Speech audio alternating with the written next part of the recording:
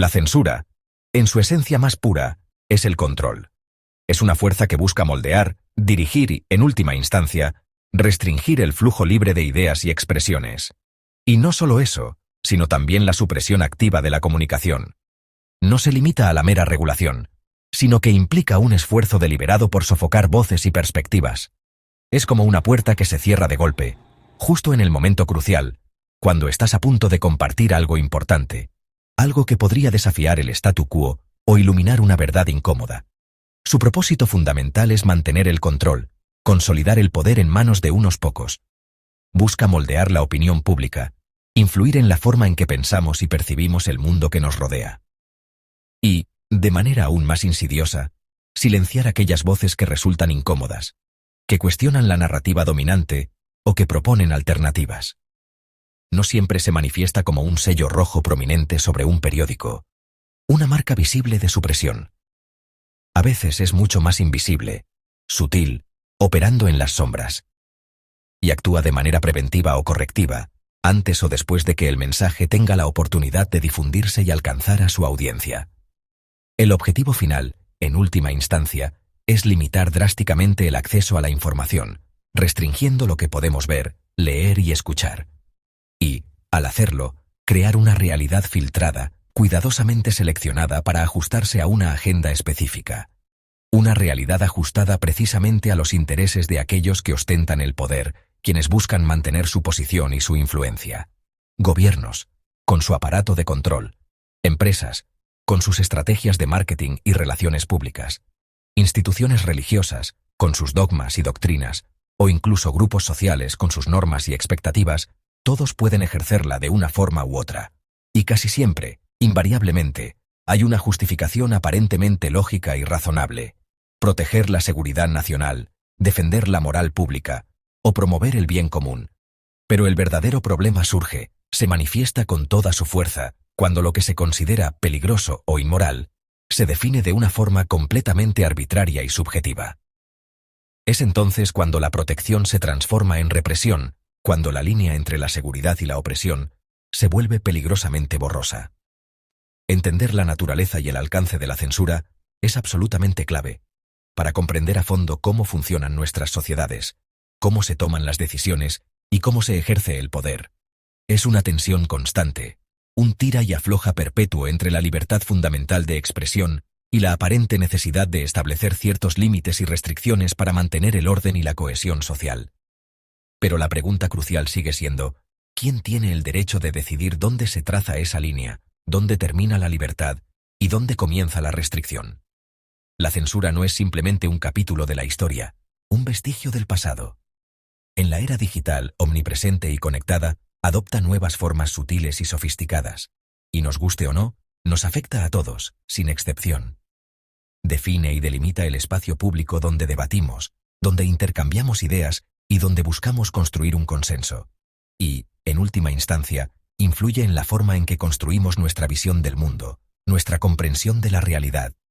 Es el árbitro invisible, la autoridad oculta que decide qué voces tienen la oportunidad de participar en la conversación pública, y cuáles, por el contrario, quedan relegadas al silencio, excluidas del debate. La censura, en definitiva, es poder puro y duro sobre la palabra, el control absoluto del lenguaje y la autoridad suprema sobre el discurso. Todo puede ser censurado: ideas políticas, información incómoda, arte, ciencia y humor. Gobiernos autoritarios silencian críticas y revelaciones de corrupción. La moral y la religión han sido históricamente campos de batalla para la censura. Lo que una cultura prohíbe, otra puede celebrar. Incluso la ciencia ha sido censurada. Galileo, por ejemplo, fue obligado a retractarse. En la actualidad, estudios sobre cambio climático o salud pública pueden ser suprimidos si incomodan a los poderosos. El arte, la sátira y las voces marginadas también son blanco frecuente. Censurar el arte empobrece la cultura y limita la reflexión social. La censura adopta, a lo largo de la historia y en diferentes culturas, muchas formas. Desde la prohibición directa de ciertos materiales hasta la manipulación sutil de la información disponible. Previa, que busca impedir la difusión de ideas antes de que lleguen al público. Posterior, que castiga a quienes ya han expresado sus opiniones. Oficial, ejercida por el Estado mediante leyes y regulaciones, y social, impulsada por la presión pública y las normas culturales. La censura previa impide que la información llegue al público, actuando como un filtro que decide qué se puede ver y qué no. La posterior castiga después de la publicación, creando un clima de miedo y desconfianza. Ambas generan miedo y autocensura, donde las personas limitan su propia expresión por temor a represalias. La censura oficial la ejerce el Estado mediante leyes y organismos, estableciendo límites legales a la libertad de expresión. Pero la censura social, como la cultura de la cancelación, que busca silenciar voces consideradas ofensivas o dañinas, proviene de la presión pública, de la opinión colectiva que puede influir en el debate público. En la era digital, los gobiernos bloquean sitios web, restringiendo el acceso a la información en línea, y usan algoritmos para eliminar contenido, automatizando la supresión de ideas. Las plataformas tecnológicas también censuran según sus propias reglas, estableciendo sus propios estándares de lo que se permite y lo que no. El censor puede ser un funcionario, que actúa en nombre del Estado, un algoritmo, que opera de manera automatizada, o un moderador anónimo, que trabaja detrás de las pantallas. Así, la censura se ha vuelto global, extendiéndose por todo el mundo, invisible, operando en las sombras, y sofisticada, utilizando tecnología avanzada. El control sobre la información nunca ha sido tan amplio, abarcando cada vez más aspectos de nuestras vidas. La autocensura es la forma más insidiosa de censura. No necesita leyes ni amenazas directas. Nace del miedo interiorizado. Periodistas, artistas y ciudadanos evitan ciertos temas por temor a represalias. Unos pocos castigos ejemplares bastan para silenciar a muchos. El poder ya no necesita actuar, la gente se censura sola. El gran peligro es que la autocensura es invisible, las ideas no expresadas no dejan rastro. El debate público se empobrece y la sociedad pierde diversidad de pensamiento. Combatir la autocensura requiere proteger la libertad de expresión y fomentar la tolerancia. Una democracia sana permite la discrepancia abierta y sin miedo. Romper la autocensura es un acto de valentía y responsabilidad colectiva. En 1933, la Alemania nazi organizó quemas masivas de libros considerados antialemanes. No fue un acto espontáneo, sino un ritual orquestado por el Ministerio de Propaganda. Se destruyeron obras de judíos, pacifistas, marxistas y críticos del régimen. El objetivo, erradicar el pensamiento independiente y llenar el vacío con propaganda. La quema de libros fue el preludio de una censura total en prensa, radio, cine y arte. Controlar la cultura era controlar las mentes. Como advirtió Heine, donde se queman libros, se acaba quemando personas. La imagen de las llamas sigue recordándonos el peligro de la censura extrema. El Index Librorum Prohibitorum fue la lista oficial de libros prohibidos por la Iglesia Católica durante más de 4 siglos. Creado en 1559, prohibía obras consideradas heréticas, inmorales o peligrosas para la fe. Una congregación revisaba y actualizaba la lista, que incluía a Copérnico, Descartes, Voltaire y muchos más. La inclusión estigmatizaba a autores y limitaba la circulación de ideas. El índice muestra cómo una autoridad moral puede controlar el pensamiento tanto como un Estado. Su abolición en 1966 no borró su legado. El caso ilustra la tensión entre fe y razón, dogma y libre investigación. La lucha por el derecho a pensar y cuestionar es constante. El gran cortafuegos de China es el sistema de censura digital más avanzado del mundo. No es un muro físico, sino una red de filtros, bloqueos y vigilancia estatal sobre Internet. Se bloquean sitios extranjeros, se filtran palabras clave y se monitoriza la actividad online. Plataformas nacionales como Baidu y WeChat están estrictamente controladas. El resultado es una intranet nacional alineada con la narrativa oficial. La tecnología, lejos de liberar, puede ser usada para el control masivo.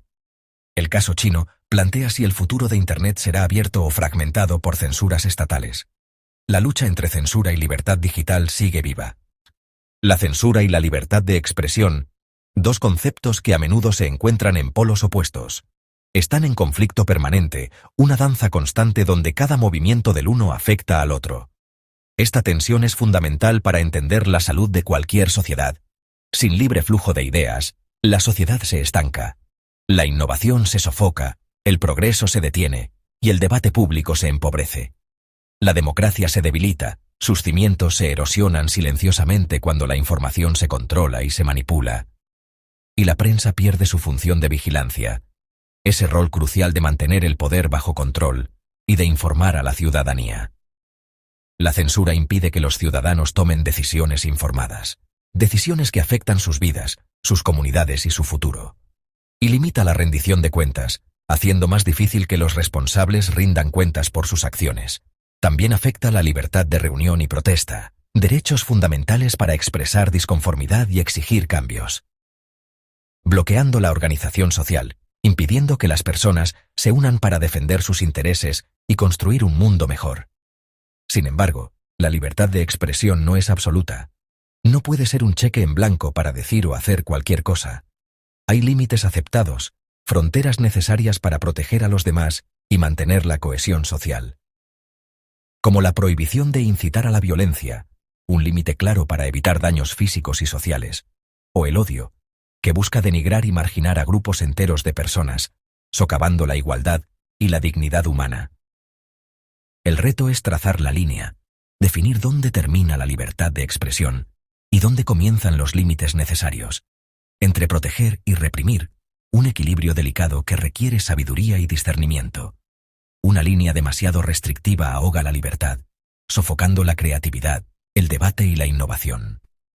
Sin límites, puede haber abusos, discursos que dañan, que incitan al odio y que socavan la convivencia pacífica.